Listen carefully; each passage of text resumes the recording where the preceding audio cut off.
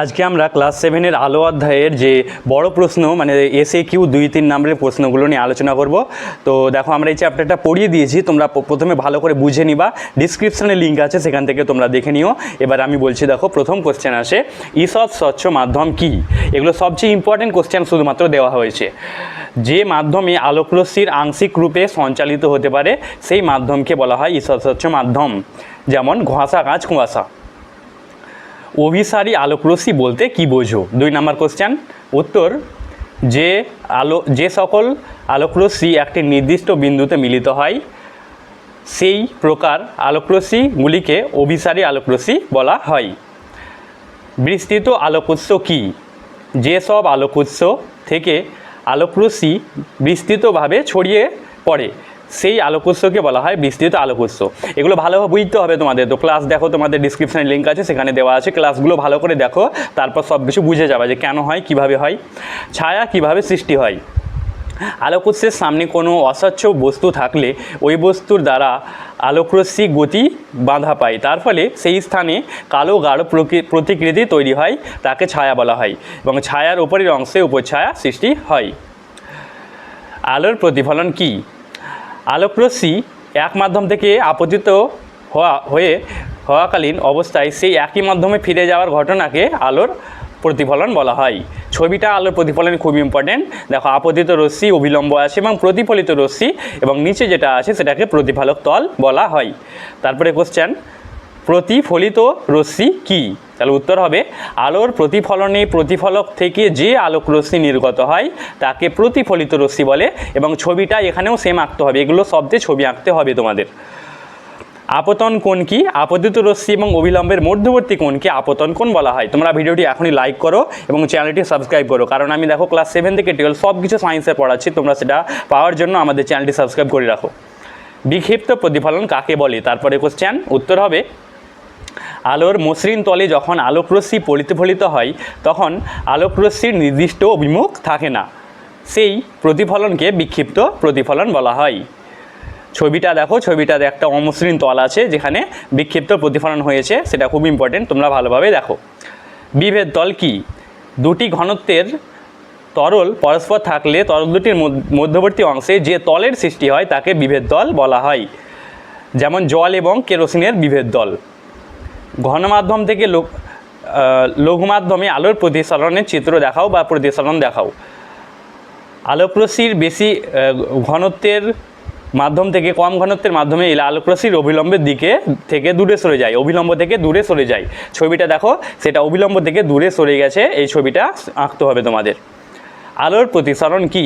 উত্তর হবে, আলোকরশ্মি এক মাধ্যম থেকে অন্য মাধ্যমে যাওয়ার সময় আলোকরশ্মির গতিপথের যে পরিবর্তন হয় আলোকরশ্মি সেই ঘটনাকে প্রতিসরণ বলা হয়। যেমন সূর্যের আলোকরশ্মি প্রতিফলন হয়, সেটা রংধনু তৈরি হয়, তখন আলোকরশ্মির প্রতিফলন হয়।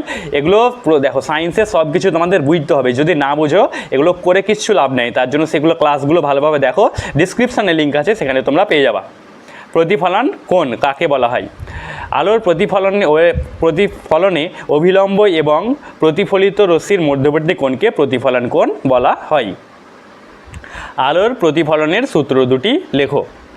আলোর আপতিত রশ্মি, প্রতিফলিত রশ্মি এবং আপতন বিন্দুতে অঙ্কিত অবিলম্ব একই সমতলে থাকে, এটা প্রথম। এবং 2 নম্বর দেখো সূত্র, আলোর প্রতিফলনে আপতন কোণ এবং প্রতিফলন কোণ সর্বদা সমান হয়, এটা 2 নম্বর সূত্র। প্রতিসরণ কোণ কাকে বলে? আলোর প্রতিসরণে প্রতিসৃত রশ্মি এবং অভিলম্বের মধ্যবর্তী কোণকে প্রতিসরণ কোণ বলা হয়। দেখো অবিলম্ব দেওয়া আছে, সেটাখানে ছবিটা তোমরা ভালোভাবে একটু দেখে এঁকে নিও। সৎ প্রতিবিম্ব বলতে কি বোঝো বা কাকে বলা হয়? যে প্রতিবিম্ব কোনো পর্দায় গঠন করা যায় সেই প্রতিবিম্বকে সৎ প্রতিবিম্ব বলে। যেমন সিনেমার পর্দার প্রতিবিম্ব, জানো তোমরা যে সেটা প্রতিবিম্ব গঠন করা যাবে, তাহলে সেটা হবে সিনেমার পর্দার প্রতিবিম্ব। তোমরা ভিডিওটি লাইক না করলে অবশ্যই লাইক করো। তারপরে সমতল দর্পণে গঠিত প্রতিবিম্বের বৈশিষ্ট্যগুলি লেখো। দেখো 1 নম্বর তোমাদের পরীক্ষায় লিখতে হবে যে সমতল দর্পণে বস্তুর প্রতিবিম্বগুলি হলো, ডাইরেক্ট এখানে আমি পয়েন্ট দিয়ে লিখেছি। তার প্রথম পয়েন্ট দেখো, বস্তু ও প্রতিবিম্বের আকার সমান হয়, তোমরা জানো আকারটা সমান থাকে। 2 নম্বর, দর্পণ থেকে বস্তু এবং প্রতিবিম্বের দূরত্ব একই হয়। 3 নম্বর, প্রতিবিম্বের পার্শ্ব পরিবর্তন হয়। 4 নাম্বার, বস্তু দূরত্ব এবং প্রতিবিম্বের দূরত্ব থেকে দ্বিগুণ বৃদ্ধি বা হ্রাস পায়। এখান থেকে অঙ্ক আসতে পারে, তোমরা ক্লাসগুলো দেখিও। জলের সোজা বস্তু বেঁকে যায় কেন? জলে সোজা বস্তু বেঁকে যায় কেন? আলোকরশ্মি ঘন মাধ্যম থেকে লঘু মাধ্যমে প্রবেশ করলে আলোকরশ্মির গতিপথের পরিবর্তন হয়। তার প্রভাবে কোনো দর্শক বা মানুষ জলে থাকা বস্তুর আলোকরশ্মি দেখলে আলোকরশ্মিটি বেঁকে মানুষের চোখে আসে, সেই কারণে জলে থাকা সোজা বস্তু বেঁকে যায়। অ্যাম্বুলেন্সের গাড়িতে উল্টো লেখা থাকে কেন? সমতল দর্পণে কোনো বস্তুর প্রতিবিম্বের পার্শ্ব পরিবর্তন হয়, তার ফলে সোজা লেখাগুলি সমতল দর্পণে উল্টো দেখা যায়। সেই কারণে অ্যাম্বুলেন্সের লেখা উল্টো রাখলে অন্য গাড়িতে সমতল দর্পণে তা সোজা দেখায়, যার ফলে অ্যাম্বুলেন্সের লেখাটা উল্টো রাখা হয়। তারপরে কোশ্চেন দেখো, আলোর বিচ্ছুরণ কী? মানে আলোর বিচ্ছুরণটা কাকে বলে সেটা। যে প্রক্রিয়ায় যৌগিক বর্ণের আলোকরশ্মি 7টি বর্ণে বিভাজিত হয় তাকে বলা হয় আলোর বিচ্ছুরণ। যেমন রংধনু সৃষ্টি, সেটা। রংধনু কিভাবে সৃষ্টি হয়? পরের কোশ্চেন এটা। বৃষ্টির পরে যৌগিক আলোকরশ্মি পৃথিবীর বায়ুমণ্ডলে বিভিন্ন জলীয় বাষ্প এবং জলকণার প্রভাবে প্রতিফলন এবং প্রতিসরণের কারণে বিভাজিত হয়, তার ফলে আলোকরশ্মির 7টি বর্ণ প্রকাশ পায়, একে বলা হয় রংধনু। এবং লাস্ট কোশ্চেন দেখো, অতিবেগুনি রশ্মি মানুষের কি কি ক্ষতি করে?